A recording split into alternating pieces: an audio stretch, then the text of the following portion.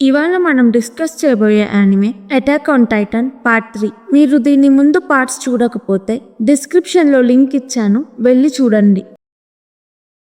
Titan Annie తప్పించుకోవడానికి wall Sheena ఎక్కుతుంది. Wall కి కొన్ని హోల్స్ పడతాయి. ఆ హోల్ నుండి టైటన్ మొహం కనిపిస్తుంది. వాల్ షీనాలో ఉన్న ప్రీస్ట్ ని హాంజీతో మీరు ఏం చేస్తారో నాకు తెలియదు, గోడలో ఉన్న టైటాన్స్ మీద సన్లైట్ పడకుండా చూడండి అంటాడు. హాంజీ షాక్ అవుతుంది. టైటాన్స్ పగలున్నంత యాక్టివ్ గా నైట్ ఉండలేవు. ప్రస్తుతానికి వాల్లో ఉన్న టైటాన్ మీద కవర్ కప్పుతారు. కొంతమందికి వాల్లో టైటాన్స్ ఉన్నాయని తెలుసు, వాళ్ళు ఎవ్వరికీ తెలియకుండా సీక్రెట్ గా ఉంచుతారు. హాంజీ ఎర్విన్ కి వాళ్ళు అంత కష్టపడి లైఫ్ రిస్క్ చేసి టైటాన్స్ తో ఫైట్ చేస్తుంటే వాల్స్ లో టైటాన్స్ ఉన్నాయి అని చెప్పలేదు అని కోపం వస్తుంది. హాంజీ నిక్ ని ఎందుకు వాల్ లో టైటాన్స్ ఉన్నాయని సీక్రెట్ గా ఉంచారు అని అడుగుతుంది. హాంజీ నిక్ ని ఎంత బెదిరించినా నిక్ ఏం చెప్పడు. సాషా, కానీ, రైనర్ వాళ్ళందరినీ వాల్ షీనాలో ఒక బిల్డింగ్ లో ఉండమంటారు. సాషాకి టైటన్స్ వస్తున్నట్టు అనిపిస్తుంది. సాషాకి అనిపించేవన్నీ ఆల్మోస్ట్ కరెక్టే అవుతాయి. వాల్ రోజ్ ని పగలగొట్టి టైటన్స్ వాల్ షీనా వరకు వచ్చేస్తాయి. సాషా, కానీ, రైనర్ వాళ్ళ దగ్గర వెపన్స్ ఉండవు. కొంతమంది సర్వే టీం టైటన్స్ తో ఫైట్ చేయడానికి వెళ్తారు. కానీ, సాషా, రైనర్ కూడా వెపన్స్ లేకపోయినా ఏదైనా హెల్ప్ చేయగలరేమో అని టైటన్స్ తో ఫైట్ చేయడానికి వెళ్తారు. టైటన్స్ ఉన్న వైపు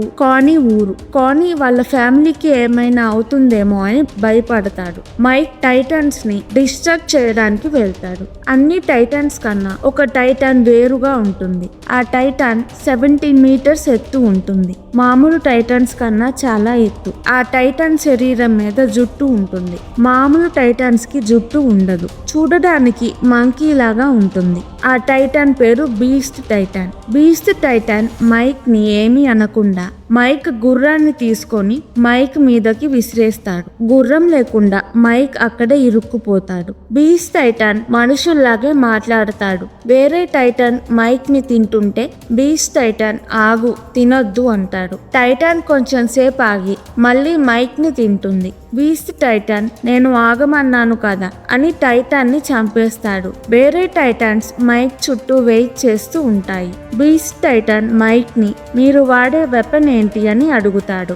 మైక్ కి ఇదంతా చూసి భయం వేస్తుంది. మైక్ భయంతో ఏమీ మాట్లాడలేడు. బీస్ట్ టైటాన్ మైక్ గేర్ ని తీసుకొని వెళ్తాడు. మైక్ నేను భయపడకూడదు అని బీస్ట్ టైటాన్ ని అటాక్ చేద్దాం అనుకుంటాడు. బీస్ట్ టైటాన్ అక్కడ ఉన్న టైటాన్స్ తో ఇంకా మీరు కదలొచ్చు అంటాడు. టైటాన్స్ మైక్ ని తినేస్తాయి. ఎరెన్, మికాసా, ఆర్మిన్ టైటాన్స్ తో ఫైట్ చేయడానికి వెళ్ళలేదు.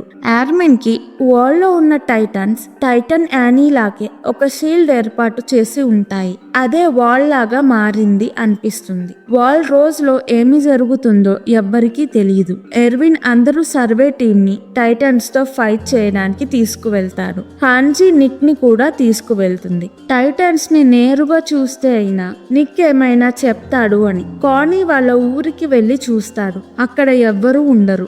ఇల్లు పడిపోయి ఉంటాయి. కానీ ఇంటి మీద ఒక టైటాన్ పడుకొని ఉంటుంది. ఆ టైటాన్ కి చేతులు, కాళ్ళు చాలా సన్నగా ఉంటాయి.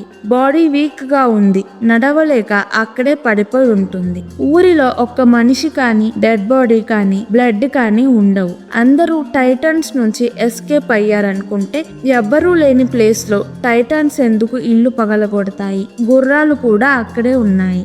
గుర్రాలు లేకుండా ఎవ్వరూ వెళ్ళలేరు. కానీ ఇంటి మీద ఉన్న టైటాన్ కానీతో చిన్నగా వెల్కమ్ హోమ్ అంటుంది. కానీ అది వింటాడు. కానీకి ఆ టైటాన్ వాళ్ళమ్మలాగే అనిపిస్తుంది. కానీ పట్టించుకోకుండా వెళ్ళిపోతాడు. టైటాన్స్ కనపడిన 7 అవర్స్ తరువాత కొంతమంది సోల్జర్స్ ఎక్కడ నుంచి టైటాన్స్ వాల్ రోజ్ కి వచ్చారో వెతుకుతారు. మిగతా సోల్జర్స్ వాల్ రోజ్ కి వచ్చిన టైటాన్స్ తో ఫైట్ చేస్తూ ఉంటారు. సోల్జర్స్ ఎంత వెతికినా వాల్ రోజ్ కి ఏమీ హోల్ కనపడదు. సోల్జర్స్ కి ఒక క్యాసిల్ కనపడుతుంది. దానిలోకి వెళ్లి కొంచెం సేపు రెస్ట్ తీసుకుంటారు.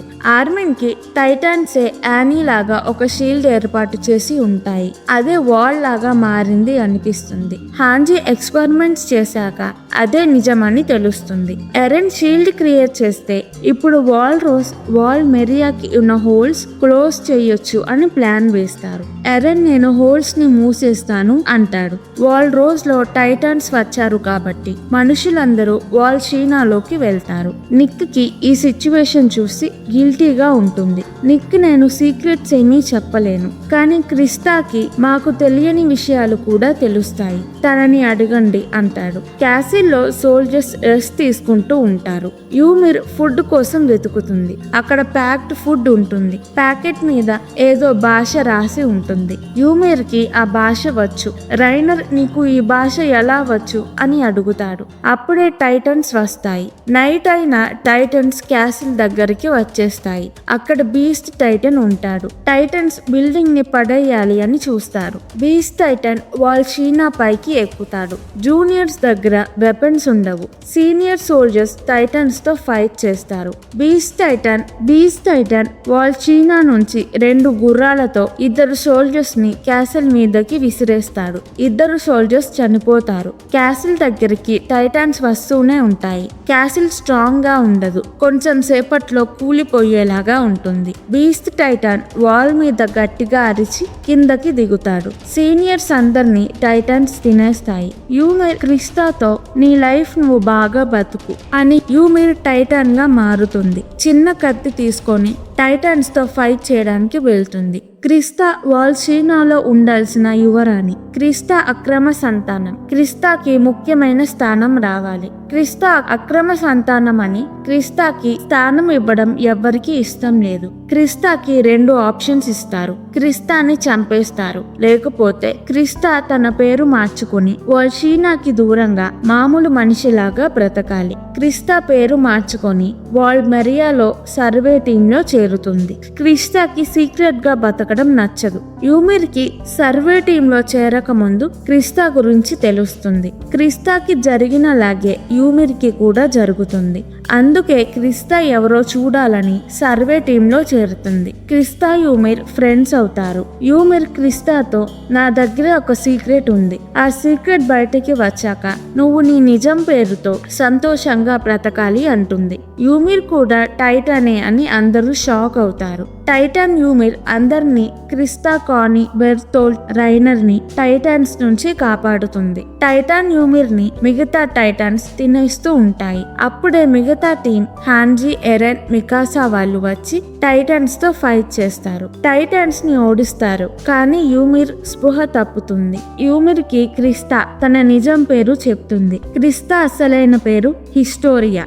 యూమిర్ మనుషులకి శత్రువా లేకపోతే ఎరెన్ లాగా మనుషులకి సహాయంగా ఉంటుందా? నెక్స్ట్ పార్ట్ లో చూద్దాం. ఈ వీడియో కనుక మీకు నచ్చినట్టయితే ప్లీజ్ వీడియోను లైక్ చేసి ఛానల్ ని సబ్స్క్రైబ్ చేసుకోండి. Thank you. మళ్ళీ వచ్చే వీడియోలో కలుద్దాం.